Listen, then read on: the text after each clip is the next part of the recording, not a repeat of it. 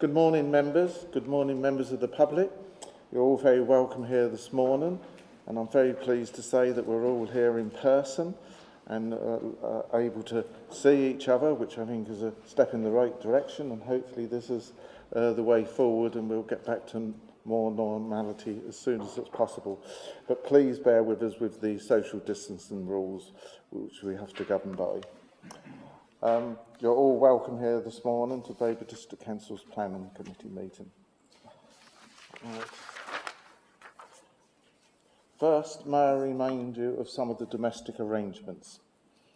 Please ensure that you maintain social distance from all other persons in the chamber and in the social areas. Please ensure that you wear a mask unless you are speaking, or if you're unable to do so, and that you use the hand sanitizer and wipes provided, and they're all dotted around the chamber. Please maintain social distancing at all times during the meeting and during any breaks. Please ensure that the microphones are muted when you are not speaking, that you do not interrupt the other speakers. Members are reminded that they should not have alternative communication lines open, i.e. other team chats, and that if you are contacted by a third party during an application, you should bring this to the legal advisor's attention. If you are attending the meeting to speak and persistently interrupt the meeting, you may be asked to leave. Additionally, you will be invited to speak and ask questions by the chairman of the meeting, and we will be using the e-voting system for this meeting on modern.gov. Robert, can you give us the fire safety arrangements, please? Thank you, Chair. So the fire safety arrangements are: if you hear the alarm, leave the building immediately via the fire exit and make your way to the assembly point in Ipswich Town Football Ground. Follow the signs directing you to the fire exits at each end of the floor. Do not enter the atrium, ground floor area or walkways. If you are in the atrium at the time of the alarm, follow the signs to the nearest fire exit. Use the stairs, not the lifts, and do not re-enter the building until you are told it is safe to do so. Thank you, Chair. Thank you very much. I'd like to remind everyone present that this meeting will be broadcast live to the internet and will be capable of repeated viewings. The whole of the meeting will be recorded except where there are confidential or exempt items. If you make a representation to the meeting, you will be deemed by the council to have consented to being recorded. By entering this meeting as a speaker, you are also consenting to being recorded by the council and to the possible use of those sound recordings for webcasting and or training purposes. The council, members of the public and press may record, film, photograph or broadcast this meeting when the public and press are not lawfully excluded. I'd like to introduce the officers present today: Ian Duprez, the legal advisor; Mark Russell, area planning manager; Robert Carmichael, governing officer; Jasmine Weimar, case officer for the Boxford case; and Samantha Summers, the case officer for the Ashington case. Right, I will now, and we've got ward member Bren Harron present also. Can I now move to the agenda? Apologies for absence and any substitutions. Do we have any, Robert?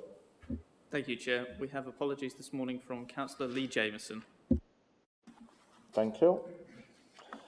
And to receive any declarations of interest by members, are there any?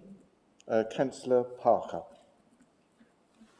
Thank you, Chair. I think that's on. I'll declare a local non-pecuniary interest in items number 6B and C by virtue of the fact that I'm a ward member for Ashington Parish, but I will be remaining on the committee and taking part in the vote. Okay. Very sorry for this. The computer goes off and I have to keep redoing it.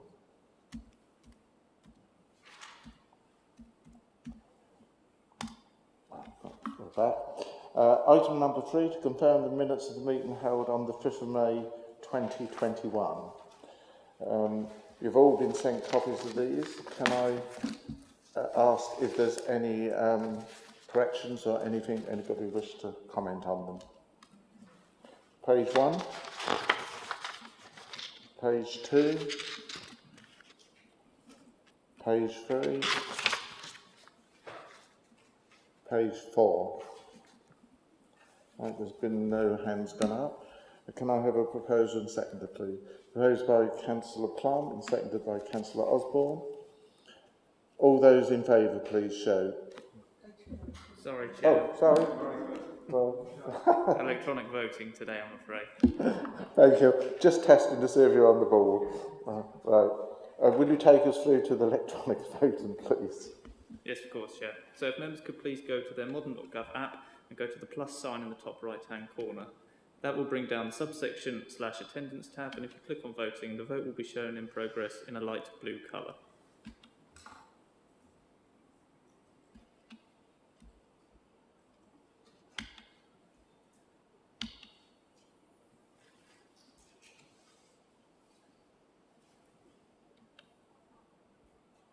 Thank you, Chair. All votes have now been received and that's carried unanimously. Thank you.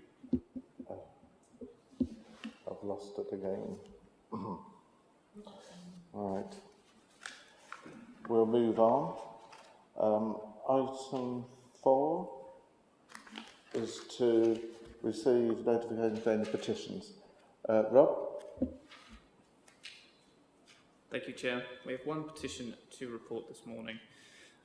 Associated with application DC20-00330, which was reported to the committee the previous time that the application was before members, and in light of the judicial review, I will report it to members again for completeness. The petition has been signed by 96 valid signatories supporting the following statement. We, the undersigned, petition the Planning Committee at Babergh District Council to reject the Catesby Estates application DC20/00330 to build new homes on land to the east of Sandhill, Boxford. Thank you, Chair. We'll note that. Item 5 is site inspections. Are there any from officers? No. Any from members? Councillor Busby? Yes, Chair, just to put on early warning that we've got an application coming forward for Hintlesham Hall. And because of its historic and heritage significance, it's likely to be a tricky one. And at the moment, it's not destined to come to committee, but I would like it to do.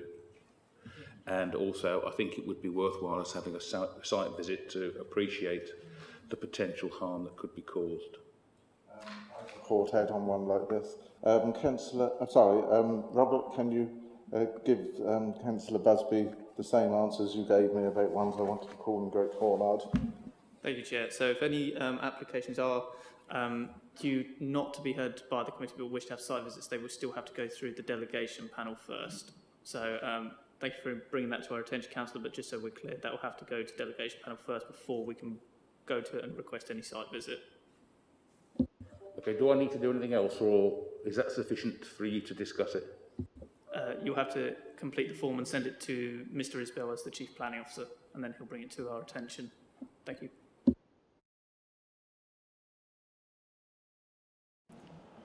Right, we'll move on. Item 6 is the schedule of planning applications.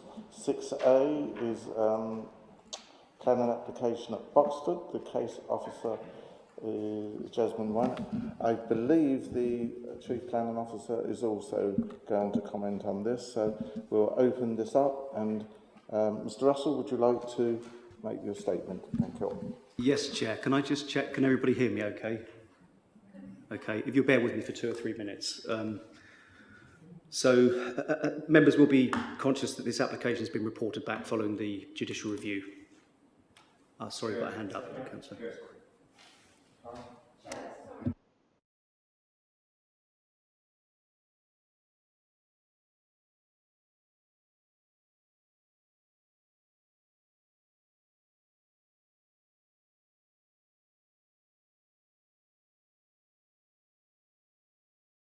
I'm pleased to do that, I can assure you. Thank you. As I just begun, members will be aware this is quite a contentious application and has come back after the judicial review. And amongst the items raised then, although not covered by the findings because we conceded on point 1, were those regarding the highway issues. The officer's report still shows that county highways do not object and they feel that the impacts can be mitigated appropriately. But members will also be reminded of disagreements before on highway matters in Boxford, most famously the Daking Avenue case, where members refused the application despite the Highway Authority not objecting, and the inspector agreed with the refusal, basically. So we're aware that this is a very contentious issue in Boxford, and we are desirous that there should be public confidence in the planning process and that everything is considered properly. And this spills on to possible effects on the conservation areas where we look at street furniture, which might be used for calming, etc. So it may be appropriate, Chair, may I suggest that we have your permission, members, to seek a second independent highway opinion on the impacts of the development and the mitigation. That would include the effects on the conservation area because of street furniture, etc. And then report back to members with the findings. And I also understand that there's been mention of a site visit as well, Chair. I don't know if you want to discuss that, but certainly on the first point about deferral for a second highways opinion, I think that would be the most prudent course of action at the moment. Thank you for that. Well, I certainly think that a site inspection would be in order here. Could that be added in? I think that I'm quite happy to propose it, and I think the Vice Chairman was happy to second this. May I nuance that, Chair? We're still in a position where we cannot definitely guarantee a site visit. Robert Carmichael can probably fill in more detail. So if we could phrase it in such a way as we do a risk assessment and try and achieve a site visit if possible. And if not, we will come back, we'll do a video sequence, etc., as much as we can to make it like a real site visit. If we're allowed to do one and we can risk assess it and do one, we'll do one. That would be at the earliest after the 21st of June. That's my understanding, but Mr. Carmichael may be able to... This is outside our control, yeah. But I know Suffolk County Council planning committees have managed to work one in. So hopefully we will be able to get there. But I think we have to take on board that there's a possibility. But we would like the site inspection, if at all possible, to be added in. I have some words, Chair, if I may share them. Yeah, just if you so can. that Can I just check with Councillor Plum? He's happy with that as well, thank you. So if you can add that in your word, then that would be fine. Yep. Oh, sorry. So the two limbs of this are that members instruct the Chief Planning Officer to A, seek a second independent highways opinion upon the impacts of the development and the mitigation. B, establish in detail the boundary of the highway, because that is one of the bones of contention, and the relevant ownerships which may be affected by the highway mitigation works, and that will be in consultation with the Highway Authority. And C, evaluate and report back to committee on the potential heritage or other impacts of any such highways mitigation works. That's the first one. In terms of the site visit, the proposed wording is that you should instruct the Chief Planning Officer and Corporate Manager of Governance to review the risk assessment and mitigation measures appropriate to facilitate a committee site visit, having regard to the principles for such site visits in the planning charter, and to seek agreement of the Council's tactical and senior management team to that end, and subject to that agreement, make arrangements for the site visit or report back to members if we cannot do the site visit.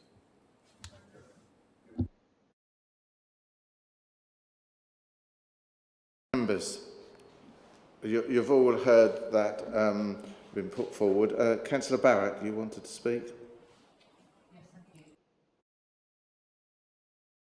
I've done this. Yes, that's right. Can I just ask what the weight of the independent report will be? Because you've already got the Suffolk Highways report. So how do the two?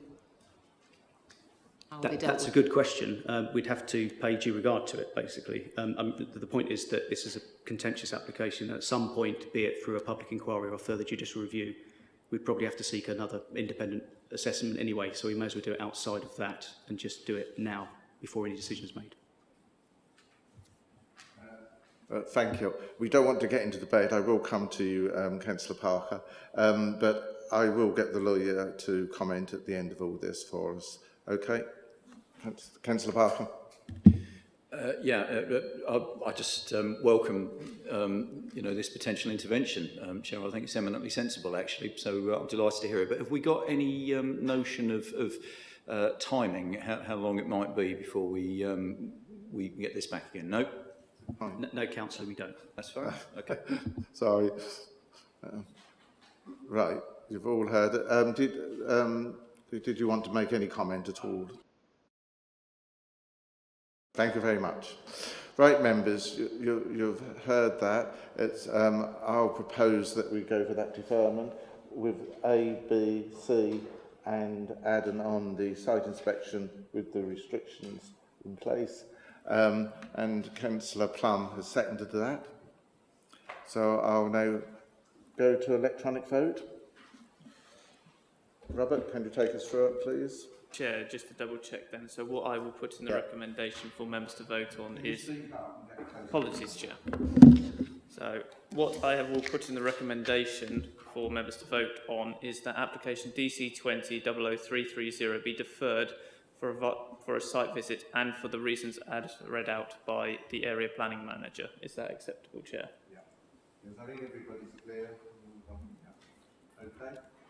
Right.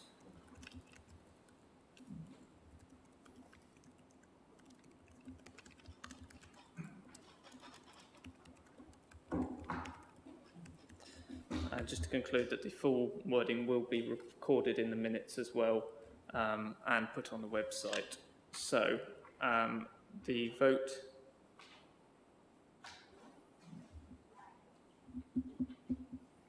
will be in progress soon, apologies. So the vote is now in progress, so if members could please go to the modern.gov app and go to the plus sign in the top right hand corner for today's agenda and go on the attendance and voting subsection and then click on the vote that is in progress in the light blue colour.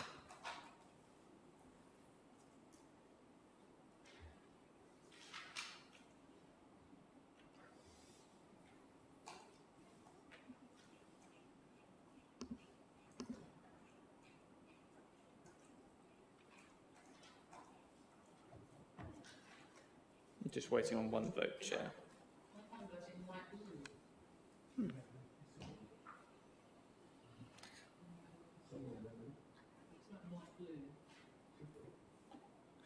If not, Councillor Barrett, would you like me to take your vote verbally? Yeah, I'll agree. So there's 4. Thank you. So, Chair, all votes have now been received, and that is unanimously for the proposal. Thank you very much. I'd just at this point like to say to the members of the public and those people that have turned up for this planning application at Boxford, apologise for that, but we don't know the result until we have a vote as to what will happen, as you can see this morning. But thank you for your time, and you will be informed in due course when it will eventually come back to this planning committee. So thank you very much all for attending. Chair, before we move on to the next item, could I just ask for a very short break to move around places, as we can't fit everyone as capacity, and we have some people outside the room. Yes, if members will take a 10-minute break so that we can clear the chamber and start again. Thank you.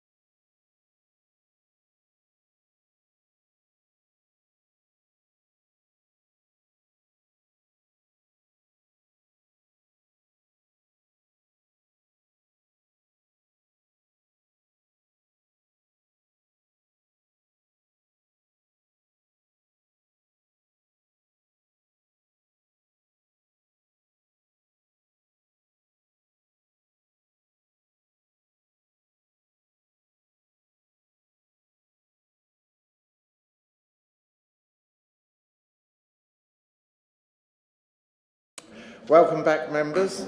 We're now back in our full council meeting. Can you hear me? Thank you. Right, we'll now move to item 6B, which is land at Ashington. And I'll ask Case Officer Samantha Summers to take us through this. Thank you. Good morning, members.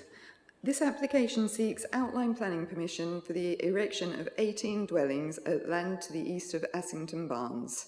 The application comes to committee because it is a major proposal. The matters that members are deciding today are the principle of development on the site, the number of dwellings and the access point.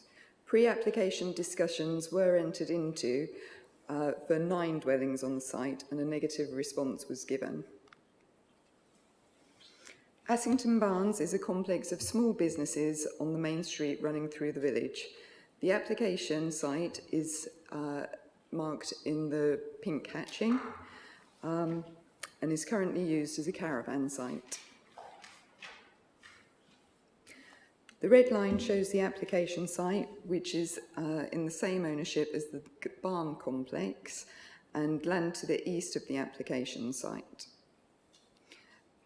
The land was also owned, the land between the complex and the application site was also owned by the applicant, but has been sold off for development of 15 dwellings. The application site would be accessed through a housing development from the public highway, and you can see that marked in orange. The access point has planning permission for the 15 dwellings.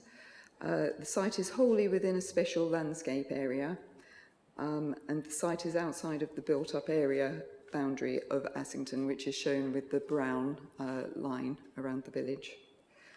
There is a listed building to the north, which is shown in orange, but this is not considered to be a constraint of the development because of its distance from the application site. An application was approved in 2018 for 8 dwellings to the west of the application site. This included the new access point for both the housing development and also for the Ashington Barns complex. The existing access would be stopped up. Later in 2018, a further 7 dwellings were granted planning permission.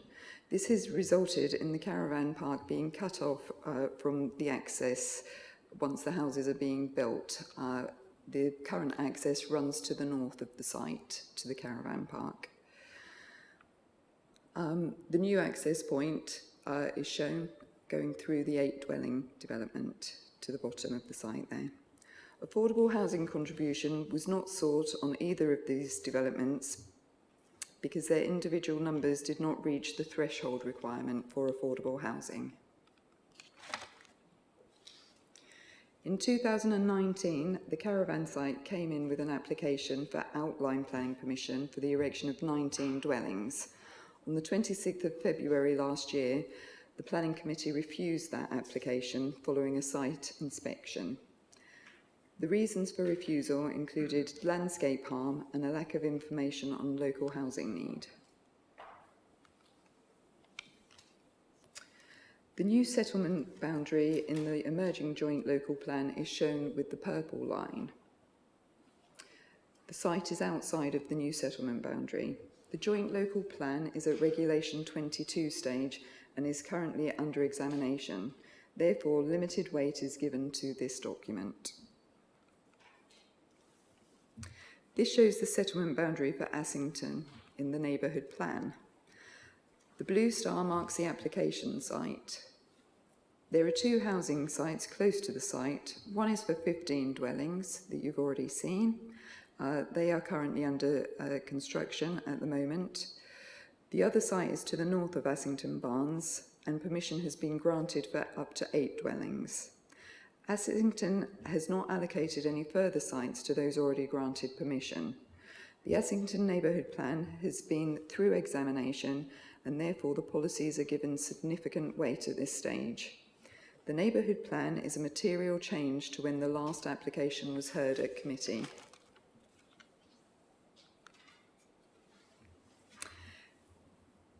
The proposal before members today is for the erection of 18 dwellings on the caravan park. The indicative layout shows 10 detached 3-bedroom bungalows, 1 detached 4-bedroom bungalow and a terrace of 7 1-bedroomed armed house type units. There is no affordable housing proposed. However, the 7 armhouses are proposed for over 60s. A robust local housing needs assessment did not accompany the application, and therefore it is unclear whether Assington needs the type of housing proposed. This is a plan of what the almshouses may look like. This Google image shows the site in context. We have Ashington Barns with the access to the caravan park to the northwest of the site. 3 new dwellings have been constructed in the southwestern corner. And sorry to interrupt you, Councillor Barrett. Could I just ask that when you're talking about the image, you pop up your... I can't do it. No. Sorry. Okay. Did you want me to go back? Yeah, just go back to that bit. So at the top, the Ashington Barns section, can you see that car park? Sorry, we're working in tandem here. Someone's being my hands.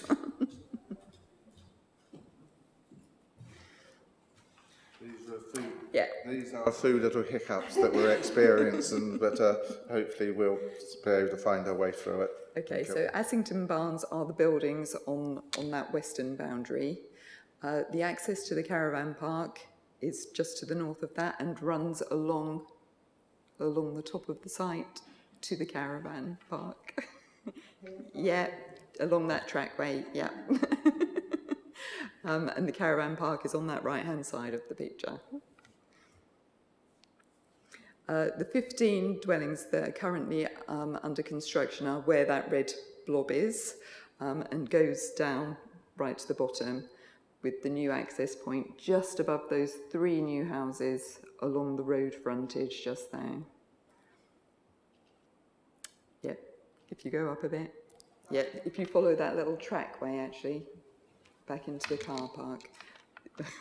If you, sorry, if you go down. Yeah, and then left. Yeah, yes, correct. So that would be the new access point into the caravan park. That's also the new access onto the public highway. The existing access would be stopped up that you can just see going into the car parking area. The application site has planning permission for no more than 22 touring or seasonal caravans and tents, 19 static caravans and 22 storage caravans. The static caravans and caravan pitches have an occupancy restriction that they shall not be in a person's sole or main residence, and the occupation is limited to 11 months of the year. Moving on to some photographs of the site, looking north within the site, and just in that bottom right-hand corner you can see the blue arrow which is showing the direction that the photographs were taken. Again, looking north within the caravan site. From the southern edge where the 4-bedroom bungalow would be positioned, and that's looking north. This would be the site of the almshouses running along that boundary. This is showing one of the concrete pads for one of the static caravans that has already been put in place. And there's another one there. This is looking towards the access point, so behind that tree line is where the new houses are currently under construction and where the access point would break through that hedgerow. This is looking west to the development site, so behind those trees again is where the houses are currently under construction. This is the access into the adjacent field that is not part of the application site and is to the east of the application site, but it is in the ownership of the landowner. And this is looking out of the top of the site at the north, looking across the paddocks into the open countryside. Development of Ashington Barns has arrived as piecemeal development, which can be seen again today with 2 more applications. The site is outside of the built-up area boundary and also outside of the new settlement boundary proposed in the joint local plan and is shown within the Assington neighbourhood plan. The development is considered to be harmful to the special landscape area. No affordable housing contribution has been proposed. No evidence has been provided that flooding can be controlled on the site. A full local housing needs assessment has not been produced. It is unlikely that 7 small 1-bedroom bungalows are something that Assington needs. A better mix of housing for young families would be more appropriate. The proposed development is not considered to be sustainable for the reasons mentioned and are contrary to policies CS11, CS15, CS19 of the core strategy and policies contained within the Assington Draft Neighbourhood Plan. This application is recommended for refusal as set out on page 88 of your agendas. Thank you. Thank you very much for that report. Members, is there any questions that you wish and clarification? Councillor Hinton. Thank you, Mr. Chairman. Just a quick question for the officer on the conditions surrounding the current use of the caravan site. I noticed in the pictures that we're talking about what might be called out of season, but the place seems to be fairly full of caravans. Are these permanent occupancy, residential or touring caravans? What's the conditions for it? Yeah, so it does have permission for 22 static caravans on the site. Some of the concrete pads you saw there have already been installed and all 22 could have those. However, the restriction is not for permanent residential use. It is for use for 11 months of the year and not to be for the sole occupancy or as the sole main residence of the occupants. So essentially they are holiday caravans. Thank you. Any other questions, members? No? Thank you very much then. We'll move on. We'll now go to the public speakers. We have Parish Council Andrew Hill present. You, sir, have 3 minutes in which to address the committee, and I'll see if there's any questions for you afterwards. You can take your mask off to speak. Okay? When you're ready.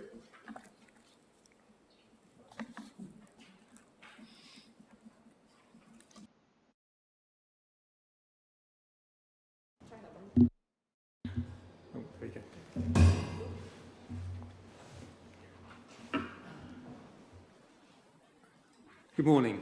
I'm here to speak on behalf of Ashington Parish Council and the local residents. The Parish Council feels that the officer's report is fair and balanced, and therefore I'm here to highlight key points and give further context. The Parish Council has supported around 50% of recent planning applications, and we are supportive of sustainable development in the parish. However, the Council strongly objects to this application, primarily on 3 grounds. Firstly, there is substantial harm to the landscape and village character. The location of the application is in open countryside and is publicly visible from a number of footpaths, as well as the playing field and private gardens. It is a special landscape area, and the open countryside forms a key part of the character of the parish. The application site stretches well beyond the Vickery estate towards Ashington Brook and well beyond the small closes which have been given permission in recent years. The applicant relies heavily on the fact that there are static caravans on the site currently. These are no more than 2.5 metres in height, as you can see in those photos, and can therefore be screened very effectively with low hedging. 18 houses of 5 and 6 metres in height clearly cannot be screened, particularly given the valley side location. Substantial harm would result. As the officer points out, in combination with other approved permissions in the area, it would constitute a housing estate of over 40 homes, jutting out into the countryside near to a village which has always had a linear assessment pattern. It would be completely out of character. My second point is about flood risk, and Ashington has a history of flooding, which has been made worse in recent years by planning approvals for new housing.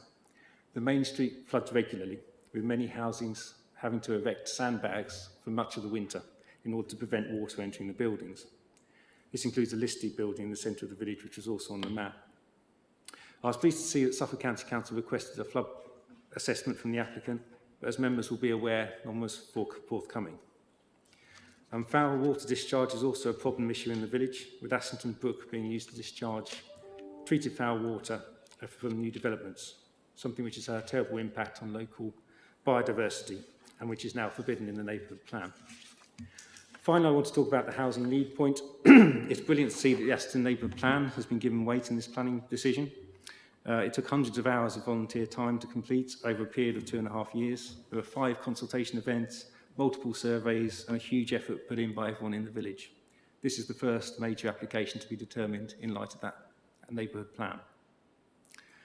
The neighbourhood plan makes clear that there's no need for additional housing in the village, and Babergh set a requirement for Assington of 38 houses, and the neighbourhood plan has provided for 67. And the officer made an error in one point of fact, which is that we have allocated an additional site which has not got planning permission in the neighbourhood plan. The local community has therefore been successful in identifying sustainable locations for development, and I therefore request that the committee rejects this unsustainable application. Thank you very much. Well timed. Well timed. I had a bit of help. No, I'll see if there's any questions for you, sir. Any questions to the parish council from member? Councillor Ayres. John? Yes, thank you very much for your presentation. I just wondered about the almshouses. Would there not be a possibility for people who were wanting to downsize to actually go into them, and would there be a restriction on the age group? If that would help, just a thought. Love to have almshouses in Assington. These are not almshouses. I approached the Almshouse Association for the definition of the term, which is that it's a property built to be gifted to a charity to be run for the benefit of the local poor. These are not those. The term almshouse has just been used in order to make the, in my opinion, application look more favourable to the committee. Thank you. Any other questions? No? Thank you very much, sir. And we'll move on. I now have an objector, Helen Wallace. You have 3 minutes in which to address the committee. So I just press, oh, it's on. Good morning, everyone. Thank you. I'm speaking today as chair of the Assington Neighbourhood Planning Group and a resident of Barracks Road. We've worked and consulted with the residents of Assington since 2018 to develop and reflect their views in the neighbourhood plan, whilst conforming with the joint local plan requirements. We oppose this development of 18 houses, as we did the previous application for 19 houses on this same site, for the following reasons. Assington, as a hinterland village, has already far exceeded its minimum requirements of 38 new homes by making provision for 67 new homes in the neighbourhood plan, and so there is no demonstrable need for these extra houses in the village. Renaming the smaller houses as almhouse style is at best misleading. This development is in an area of local landscape sensitivity, and therefore any development should be in harmony with the special character of the area. The addition of this development to Mr. Thane's current developments on adjoining sites would create an area of high-density housing with a central urban feel, and so change the character and community of our linear rural village. This development will clearly have a negative impact on existing wildlife habitat in the village. Traffic congestion would increase on an increasingly busy street, both in the construction period and by the new residents living there. Privacy of residents in Barracks Road will be affected. Not even a well-established hedge can prevent houses of 5 to 6 metres and the associated light pollution from being seen by the residents from their houses and gardens, spoiling what was once a rural outlook onto the orchard. The current development is clearly visible by my neighbours' properties. Assington has a network of good public footpaths. However, a footpath leading from the back of Barracks Road to the village shop, which used to be used by many, was lost when Mr. Thane bought and developed this land. Residents now have to walk down the increasingly busy Barracks Road with no footpath to access the village shop and the centre. So Assington's vision for 2036 is to remain a rural, attractive village, having protected its countryside setting by ensuring that new developments is in proportion to and respectful of the character of the village, whilst at the same time maintaining a thriving, vibrant and open community. If this development were to go ahead, this vision would be severely compromised. Thank you. Thank you very much. Members, have you got any questions that you wish to ask the objector? Councillor Hinton. Thank you, Mr. Chairman. I've been looking at the infrastructure delivery plan and various aspects of that. Where is your primary school that your children go to at the moment? And what other facilities are there in the village besides the shop? For children? For anybody? For anyone. So we have just very recently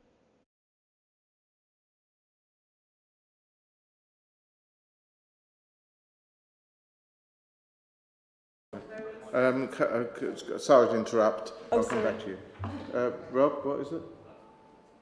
Sorry, Chair, it's just because Ms Wallace didn't have a microphone on, so it couldn't be heard. Oh, sorry. I had to speak this way.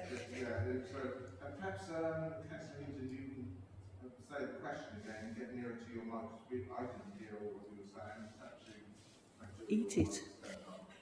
Right, I've been looking at the infrastructure delivery plan and looking at primary schools in particular. And the question really is there a primary school in Assington? And where do they go to school? And what other facilities are there in the village? Okay, Assington has no school, and so they go, the primary children tend to go to Boxford School or some of the private schools around. And then for senior schools, they go to Thomas Gainsborough in Sudbury or Colchester Grammar. There's various options for senior, but we don't have a school in the village. Thank you. Thomas Gainsborough School is in Great Cornard. That's quite all right. We don't have a lot of allocated in Great Cornard, but we do have Thomas Gainsborough School there. It is a very good one. Thank you. Right. Any other comments, questions, members? No? Thank you very much. Thank you. I just need to ask, is there a supporter present that wishes to speak? No. Is the applicant present that wishes to speak? No. Thank you. So I will now move into debate. Councillor Parker has decided to stay on the committee because he is also the ward member. By staying on the planning committee, he can take part in the debate. I will now ask him to open the debate. Councillor Parker. Excellent. Thank you very much, Chair. And to be honest, I don't really plan to say too much at this stage. I'll be interested to hear what my colleagues have to say during debate.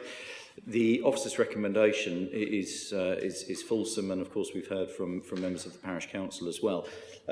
One thing that I would immediately ask, just for some clarification around from the planning officer, if I may, is that you mentioned that there is a material change this time round from the application that was heard in February of last year by virtue of the status of Assington's neighbourhood plan and where we're at with that. And my understanding is that we, or examination has taken place with the neighbourhood plan, but it's not yet at referendum. But I think I'm right in saying that fundamentally shifts the weight that we attribute to that plan. Could you give me some clarification on that? Yeah, so in February 2020, there was a draft neighbourhood plan. We're still in a draft. However, it has gone through examination. Examiners' comments have been taken on board and we are waiting for a referendum date. So previously, we didn't give any weight to the neighbourhood plan because of its very early stages. Now we give it significant weight because we're waiting to go to referendum on it. So that is the material change. It is the most up-to-date piece of policy that we have, really, in terms of our local planning policies. And we will be steered by that. It has far more weight than the emerging joint local plan currently has. Thank you. Any other comments from members? No. Councillor Busby? Yeah, we said that there wasn't, haven't conducted a housing survey for this particular application. I presume there was one done for the neighbourhood plan, was there? Yes, I think that's correct, and I think the parish council might be able to answer that question fully. Mr. Hill, do you know, did you conduct a housing survey? We didn't conduct a formal housing needs survey for Ashington. We made inquiries through the questionnaire process. Right. I think the answer is no. Councillor Busby? Sorry, Councillor Plum. Can we just clarify that? When you say you haven't done a housing survey, you have put it into your questionnaire at the beginning of your neighbourhood plan process? A housing needs survey, if I'm correct, is a formal document conducted by an external party. Yeah. We were advised by Babergh that we didn't need to do that, and therefore we didn't. But you did include something like that in your questionnaire? We did survey every house in the parish, yes. Yeah. So the parish does have a feeling? Exactly, yeah. Thank you. Yeah. Thank you. Thank you. Any other questions or comments? Councillor Ayres. Thank you, Chair. I'm just worried about the flooding problem. Could we have a little more information about the worries about the flooding, please? It was raised by the floods team at Suffolk County Council, but I haven't received any information from the planning agent to address any of those concerns during the application process. Flooding is something that needs to be sorted out at outline stage and not left to reserve matters. Thank you. Any other member wish to comment? No? Councillor Barrett. Sorry. There seems to be quite a lot against this application, really, with the no evidence of justifiable need. Yeah, no evidence of justifiable need. It seems to be a bit of a problem and a stumbling block for this application. I can sort of understand why it's recommended refusal. Considering how many houses have been built in the village, I can appreciate that there, although you haven't got evidence, hard and fast evidence, it would seem that there isn't a need for these properties at the moment in that village. I don't know if anyone else has got any other views on the matter, but it does seem to be stacking up against it. Thank you. Any other views? No one's coming forward, then from the chair I will have to make a proposal. I'm going to move the officer's recommendation that's before us on the papers. Do I have a seconder? Sorry, may I just quickly? It was said. Oh, am I switched on all right? Yeah. It was said earlier. Quite rightly, the applicant isn't here. I had an email from the case officer this morning, and Mr. Carmichael, can I just check that was a short statement from the applicant? Did that go to members as a late paper? No, that hasn't gone to members. There is a point. I was just because I'm just thinking about this because I've just seen this as well. Is that arguably if the as we're in, it's part of public speaking, we wouldn't usually have a statement from the applicant in table papers that would arguably lobbying, whereby we wouldn't have a statement put forward to members that we couldn't have accountability for, so members couldn't question that point back of the accuracy of any statement. I believe we have had that in the past as well, haven't we, Mr. Dupre? So that's why it hasn't been included, and arguably it could have been sent to all members and did not need to come through table papers. Thank you, Mr. Chairman. Thank you, Mr. Carmichael. I just wanted to make sure I understood the status of what we'd received this morning, and that's been explained, and that is quite right and proper. Thank you.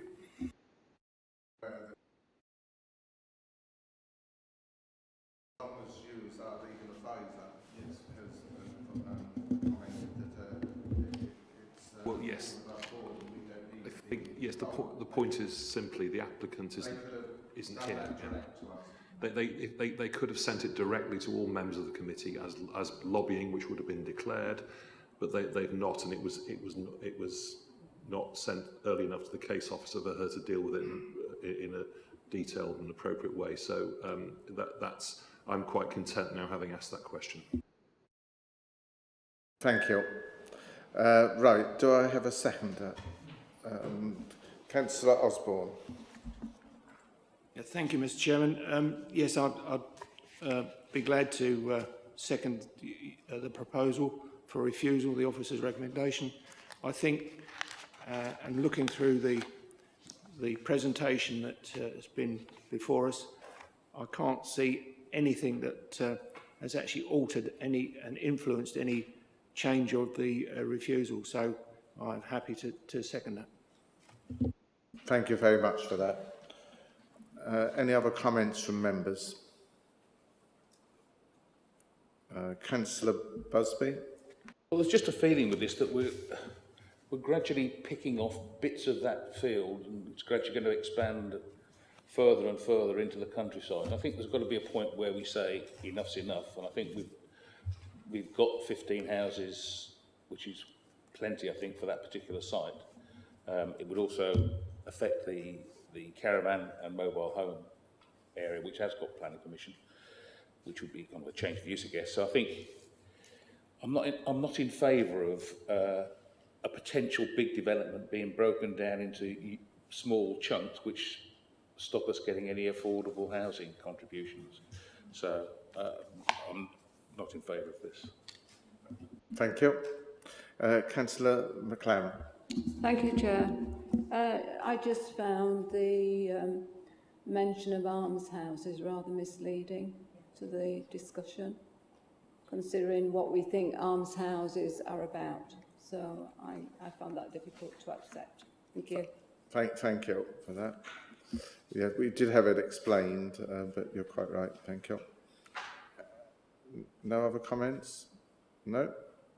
Right, then I will ask the governance officer to take us through the electronic vote. Thank you, Chair. I shall read it out. Thank you. Thank you, Chair. So if members could please go to the modern.gov app and go to the plus sign in the top right-hand corner, and that will show that the subsection on voting and attendance. The vote is now shown in progress once you click on that in a light blue colour.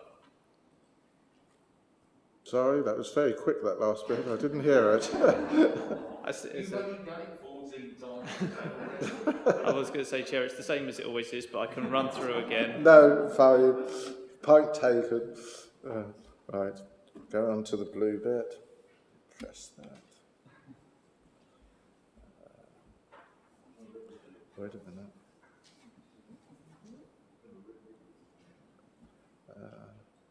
I'm for the officer's recommendation, for refusal. Yeah, that's right. Yeah, for.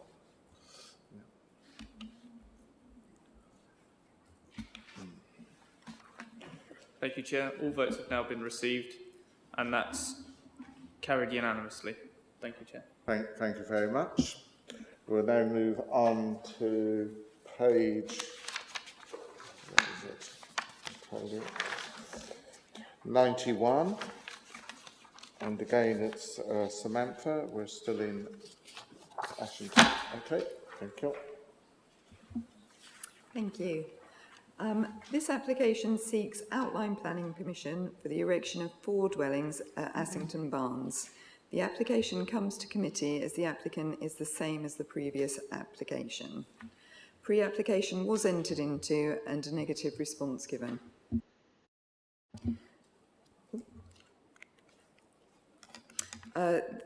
This is the application site, marked in the hatched pink area, which sits to the north of the barn buildings. It currently forms a polytunnel and informal car parking area, as well as the access point to the caravan park. The red line shows the application site with site access from the car parking area for Ashington Barns. The blue line shows the extent of the land ownership by the applicant, which includes the previous site and field beyond.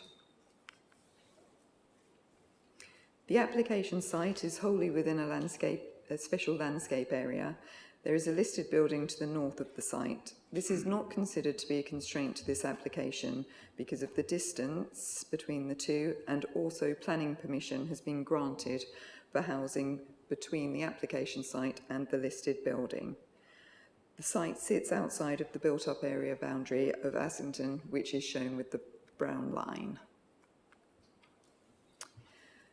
This shows the new settlement boundary proposed in the emerging joint local plan. The purple line is the settlement boundary.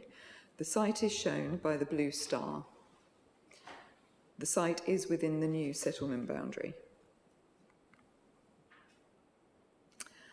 Although the site is within the settlement boundary, it is not a site that is allocated for new housing in the Ashington Draft Neighbourhood Plan. The site for 15 dwellings at Ashington Barn is shown in red. The site is shown with a blue star and sits outside of that housing allocation. This plan shows the housing sites that have been given planning permission and also, around the site. To the east is the 15 dwellings that are currently under construction, and to the north a further site for 8 dwellings. The application site is shown with the blue star. The yellow land is zoned as community facilities and includes the public house, allotments, farm shop and village hall. The site is the farm shop site. The farm shop is considered to be a valued community facility and supports several small businesses. If the proposed dwellings were to be built, it would impact on future expansion of this important facility. This plan taken from the draft neighbourhood plan shows the housing sites for Assington and the community facilities. The application site is shown with the blue star. This is the indicative layout for the 4 dwellings. Mandy, would you mind just getting your thing up? Thank you. Sorry. Yeah, so in the top left-hand corner of that site, yeah, there's 4 small dwellings that are just shown. If you just move along to the right slightly, yeah. So they're the proposed 4 dwellings. The houses have been tucked away behind the business units. Additional parking for Ashington Barns is also proposed to the front of the dwellings. The layout looks very cramped, and the result is that the site is car dominated and the houses have very small gardens. They are out of keeping with the other dwellings that have been approved, which have good spacing between and much larger gardens. The indicative drawings show farmhouse-style dwellings at single-storey with 2 bedrooms. It has been proposed that these would be for the over 60s. There is a question of whether this is a suitable site for older people in terms of getting to the doctors and shops.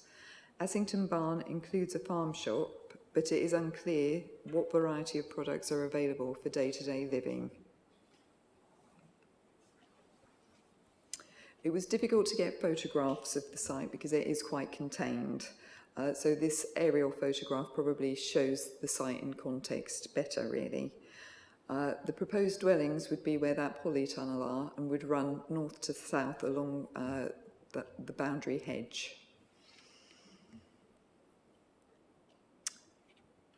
The access point for for the dwellings would be through a cart entrance from the car parking area.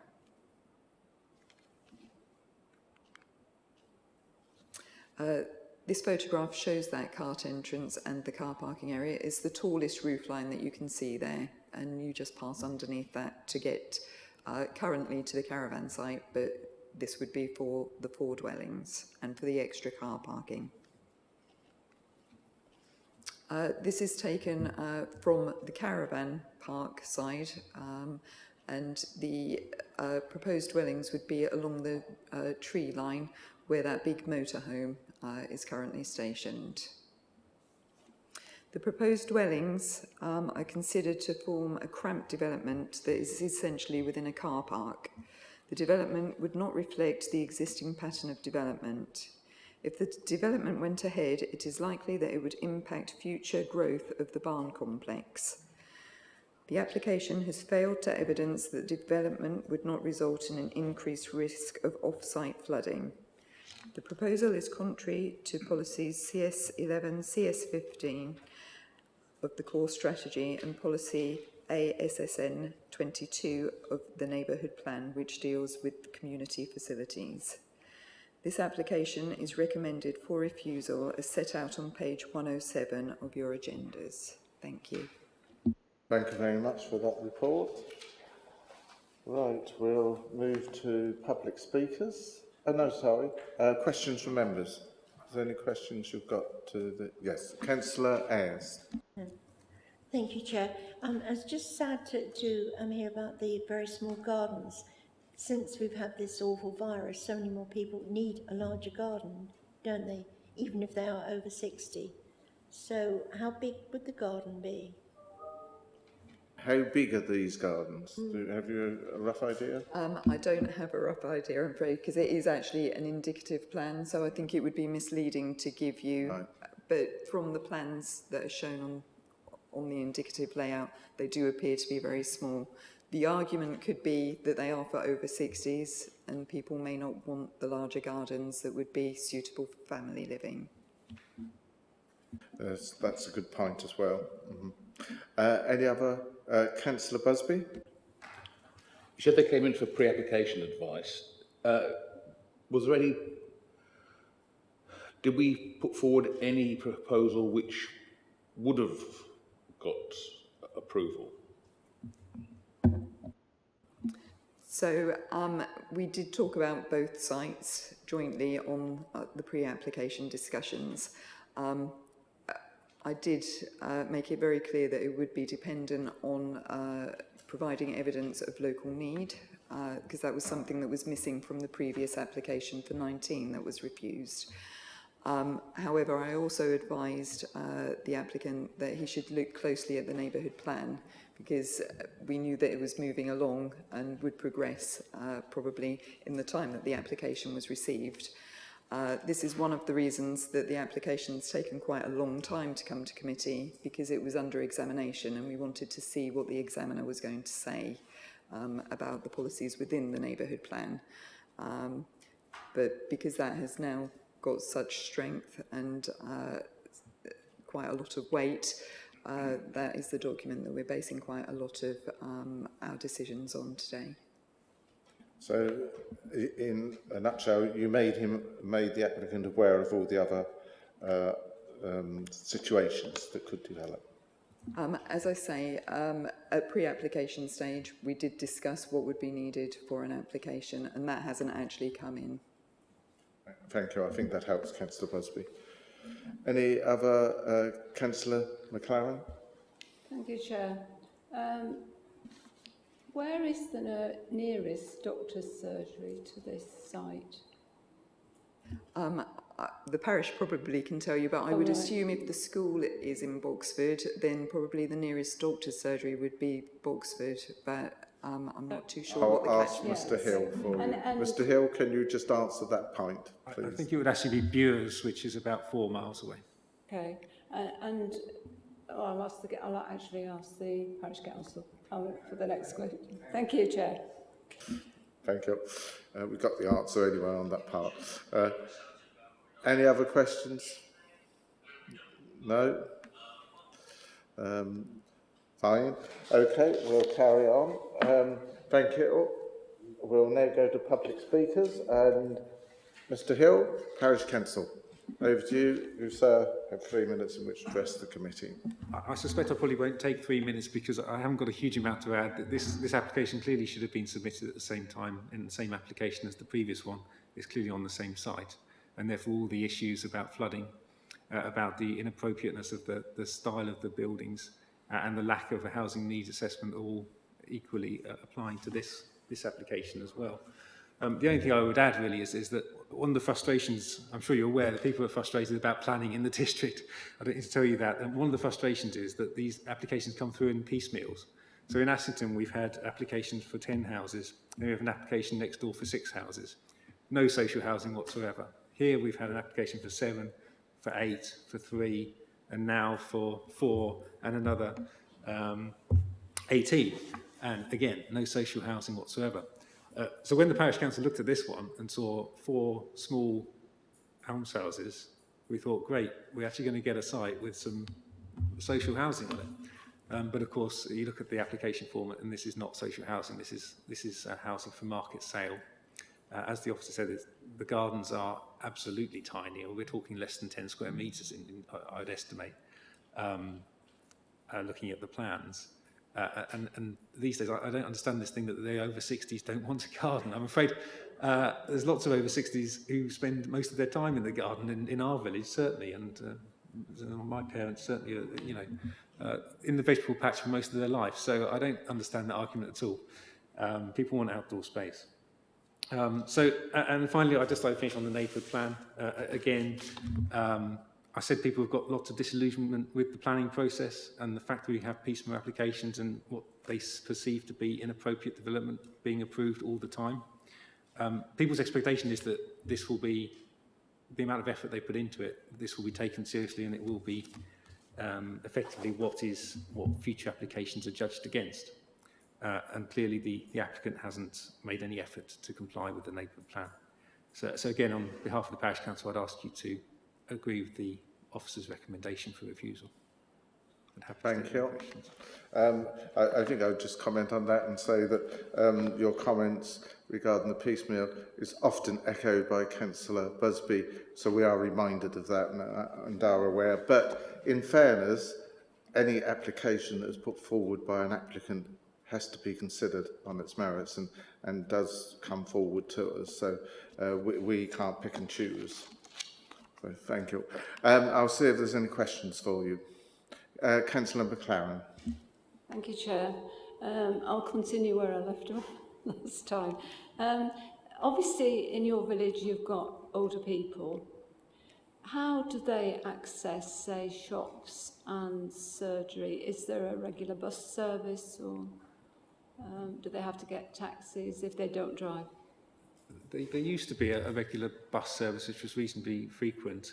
We're now down to 2 services a day, basically. So you have to get a doctor's appointment at one specific time, and you can imagine everyone wants that time. So it's extremely difficult. So we're talking taxis and if you haven't got private transport. This application would be just adding to the problem of the village, actually, of accessing services for older people. Unfortunately, yes. But we are actively engaged with the bus companies and that side of things to try and improve. But there's been unsuccessful so far. Yeah. Thank you very much. Thank you, Chair. Thank you. Any other Councillor Ayres? Thank you very much, Councillor Hill. Is there a need for is there a need for social housing there? If maybe, I'm not saying Babergh should buy some land and build some social housing, but is there a need for it there?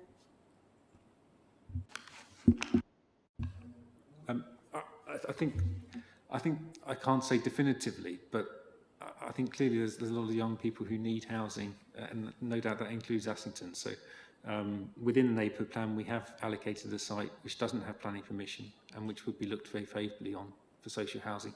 And there's actually a separate policy in here which promotes social housing specifically. Lovely, thank you. It's nice to hear, because you must look at the younger people who want to stay in the villages. Thank you, Councillor. Very much so.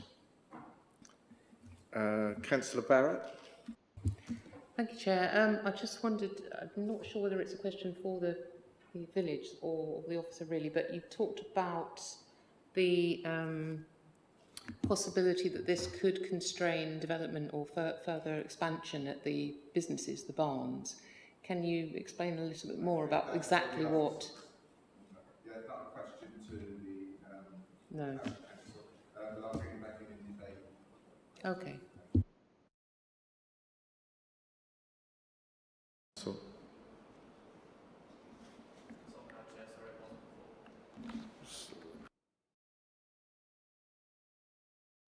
It's on now. Yeah. No, thank you very much. Then we'll move on. We have an objector, Helen Wallace again. You, Madam, have 3 minutes in which to address the committee. Okay. Hi, thanks again. Really, it won't be very long, but it's just to endorse all that Mr Hill has already said, and maybe just to give a local feel about the village. We've already mentioned the bus route, so unfortunately it has been reduced, and there's also thoughts of having the bus stop on the main A134. And for villagers to walk to the 134, we haven't got a continuous footpath from this site right up to the 134. We have some dangerous corners which we're always highlighting to highways, and so there are some dangerous areas to just be solely reliant on the bus route. The other thing is the farm shop. We love our farm shop and we wouldn't be without it. It's been fantastic over the COVID lockdown period, but it isn't the cheapest shop in the world.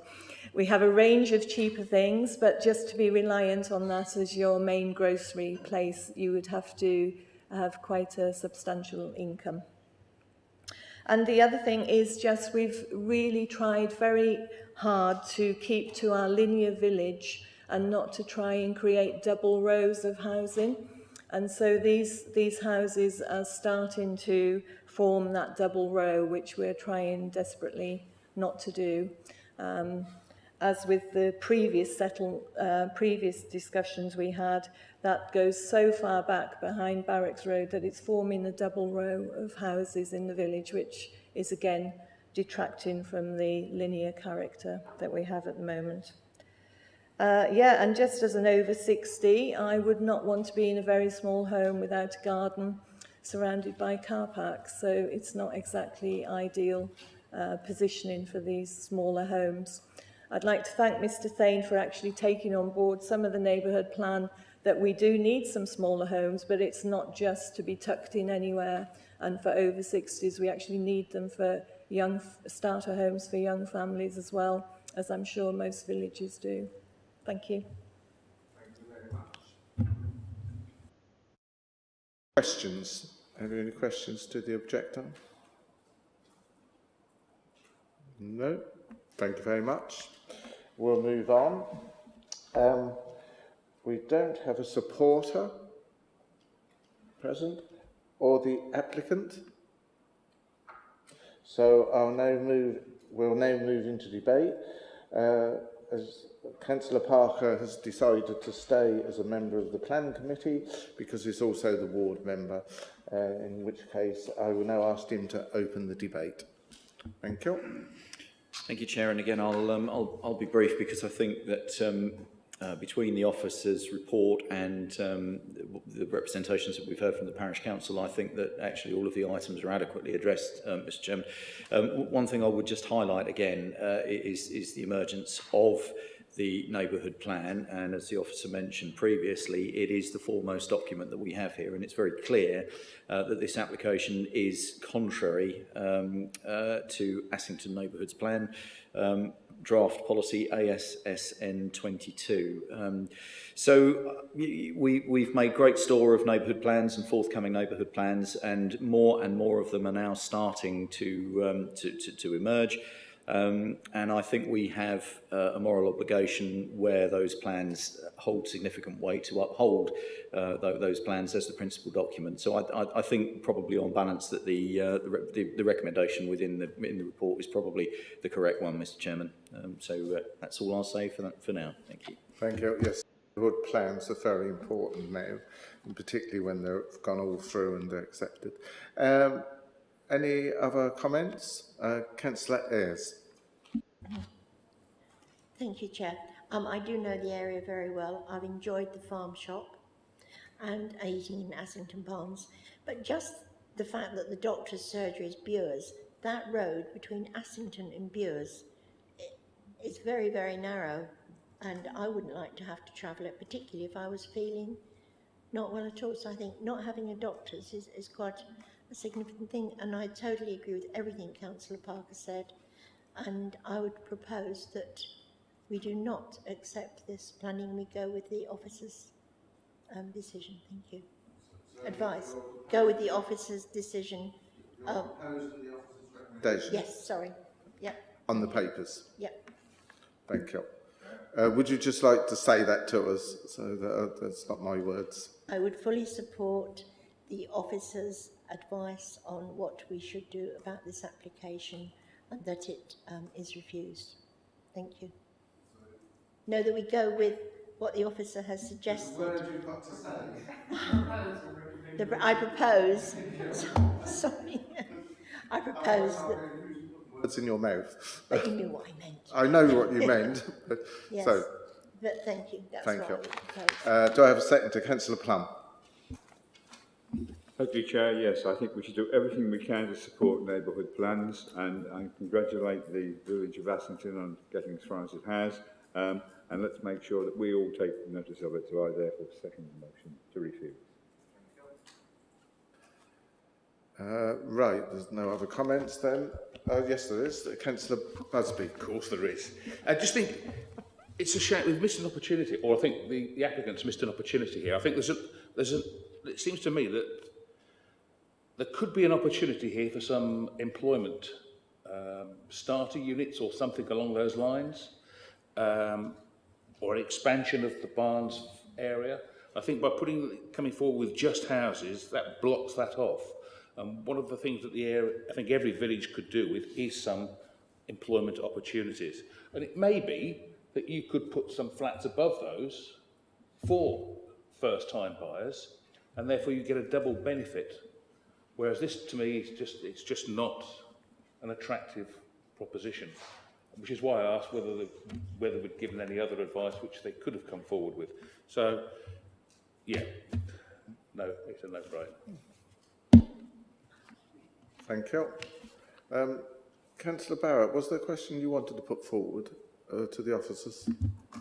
Well, I was going to ask about, you talked about the options to build on the nature of the barns being commercial, and whether that had been talked about. But I think we've probably gone past that stage now. I think you know. So I'll leave it for, and Councillor Busby's talked about it as well. So. Yeah, yes, I think Councillor Busby made some good points on that, actually. Any other comments? No? Right, it's been proposed and seconded. I'll ask the... Sorry? Councillor Osborne, sorry. Thank you, Mr. Chairman. Yes, I fully agree with what's been said today on this particular application. It's, to me, that you have got the policies in line with this one, and again, I think the presentation that Sam has given us has been excellent. I would say that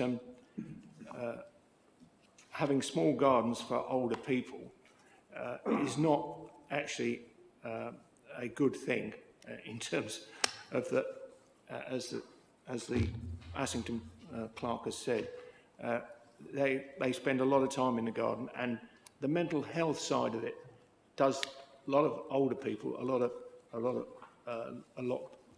lot better than having to sit indoors and watch the television.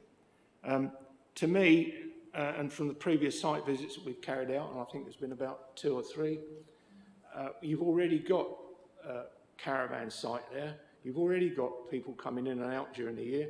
If they are going to continue, I cannot see the point of having houses there, which seems to me a dripping tap. It'll just keep coming and coming and coming until you eventually have to, as Councillor Busby said, have to chop it off. bank. So I'm not in favour of this, and I absolutely agree with the refusal of the officer. Thank you. Thank you, Councillor Osborne. No other comments? I haven't missed anybody? No? Good. Okay, I'll now ask Rob to read it out and take us to the electronic vote. Thank you. Rob? Thank you, Chair. So the recommendation is that application DC 21-00510 be refused as detailed in the officer recommendation. The vote has now started, members, so if you could please go to the plus sign on today's agenda and go to the subsection on voting/attendance, and on there it will show at the bottom the light blue colour. You may need to scroll down to get to that one.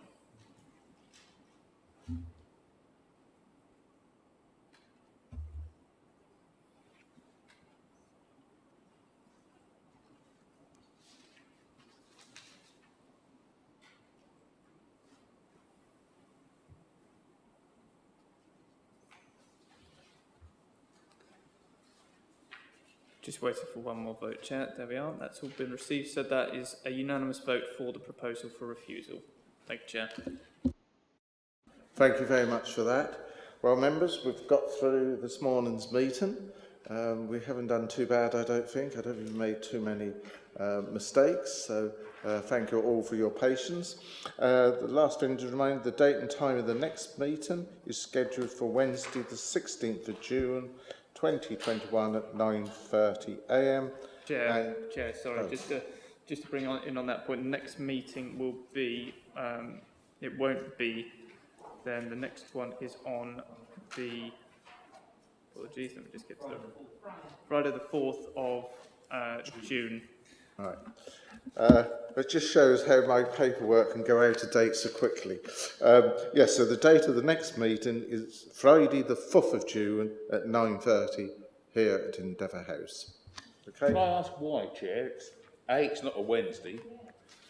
Because it's a Friday, unless you can tell me anything different. But Chair, you can understand the same as everybody else how difficult it is to operate a diary without any structure to it. One thing we could always bank on was that planning was on a Wednesday. Fridays are usually kept free. I have rearranged a dentist appointment for a Friday. I'm going to have to rearrange it again. You can't fill every day with potential haphazard meetings. We've got to have some spare space that we can work with. Yeah. Well, I'm very sorry it's caused an inconvenience and a problem to you. It has to me also, but these were the dates, that was the date I was given. There wasn't a lot of choice, and so Friday the 4th it is. Councillor Parker. So well, I've taken Councillor Parker next. Councillor Parker. Sorry, yeah. Can I just start? So, do we know when the next planning meeting after the 4th of June is? It's not like the following week or anything, is it? Right. Well, I'll see now if Robert can help us that. Thank you, Chair. So if I address both points, if that would be helpful. Sorry? Would you like me to address both points, if that would be helpful? Yes. So the reason why we have the meeting on the 4th is because of the annual council meeting next week. So basically, from the point of that, the committee is reconstituted, so we can't have the committee for 5 clear working days following that. So that's why, and that's following the first day of that, because we've got a Mid-Suffolk meeting on the Thursday next week and one on the Friday because of the 5 clear working days, and because, as Mr. Russell can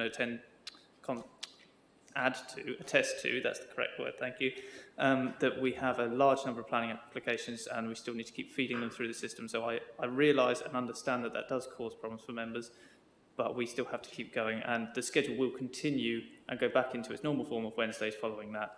And I do believe that it should go back to that point. It's just because of the annual meeting and the 5 clear working days that we have to meet to do that. And the next one to confirm will be, following that, will be the 16th. So we then go back to normal schedule following that.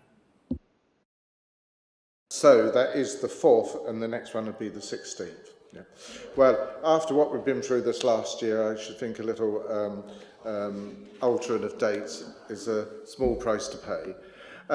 So anyway, we're now at the end of the meeting, and I intend to declare the meeting closed. Thank you very much.